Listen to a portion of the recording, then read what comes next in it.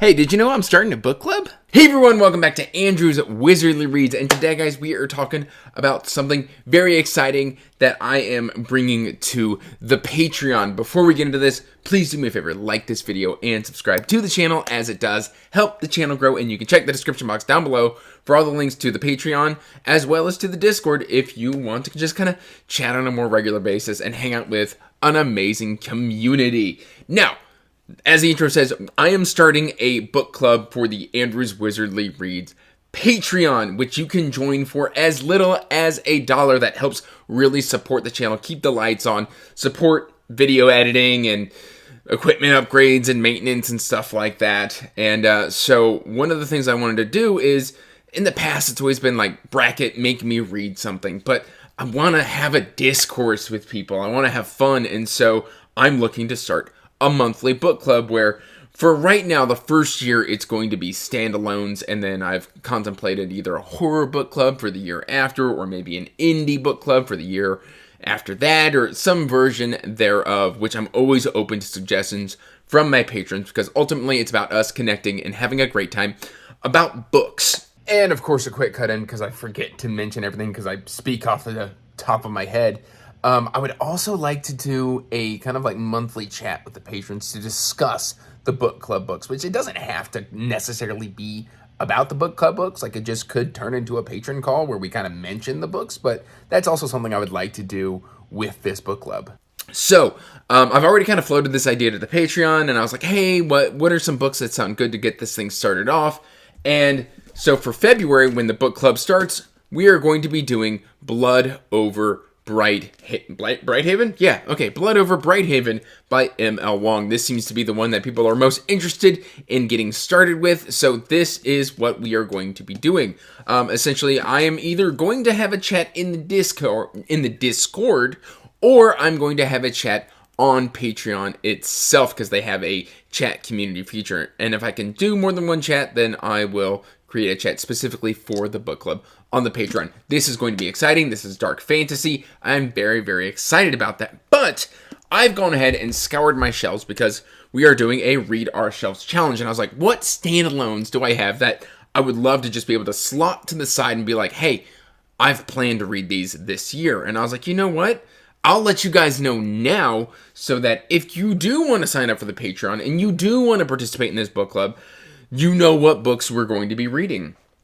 So I've already covered February, and we're just kind of move through this very fast. This isn't something that I'm going to be like, hey, read these books, because again, I haven't read these books, but I want to read these books.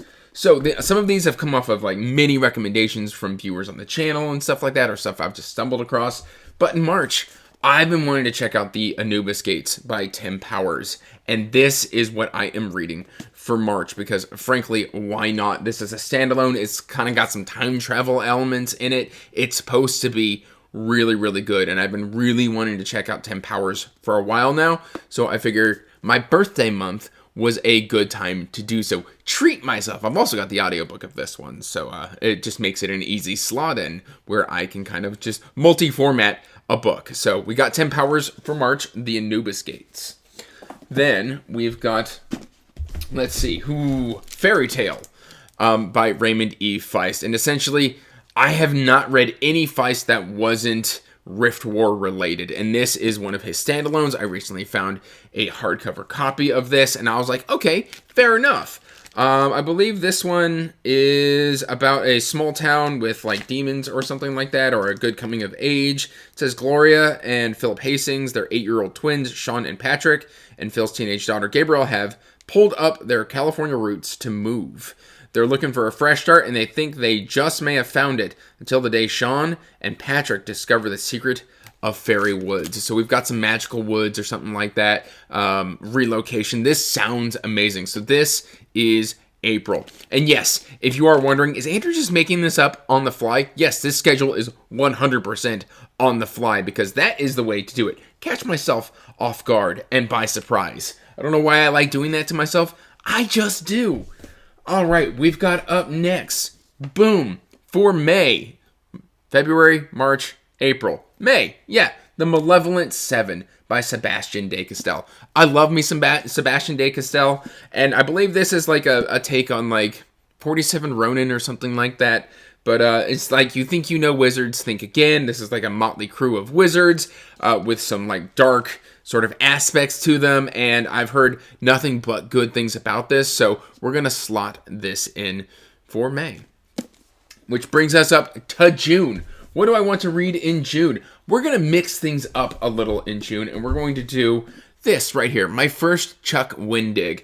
I don't know when I've been looking for an excuse to read Chuck Wendig, and this is going to be it. So for June, we're doing Black River Orchard, a novel. It's just saying a novel, but in the autumn, it's autumn in the town of Harrow, but something beside the season is changing there because in that town there is an orchard, and in that orchard, 7 most unusual trees, and these trees grow a new sort of apple, strange, beautiful, skin so red it's nearly black.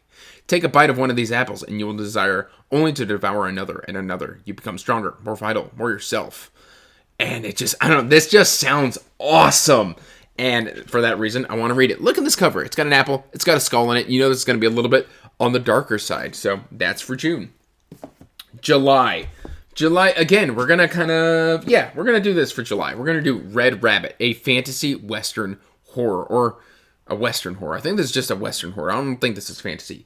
This is Red Rabbit. I've heard nothing but good things. This is by Alex Gratian, and saddle up. It's going to be a bloody ride. Again, that's all I need to know. So, again, July, Red Rabbit. August. What are we going to do for August?